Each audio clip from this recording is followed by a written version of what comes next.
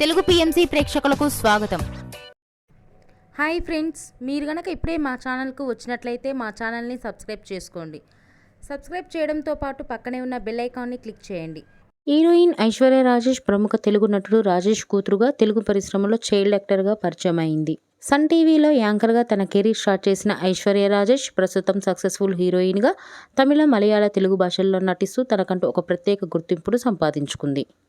ఐశ్వర్య రాజేష్ తన లేటెస్ట్ ఫొటోస్ని అభిమానులతో పంచుకుంది. ఆ ఫొటోస్ని మనం కూడా చూసేద్దాం.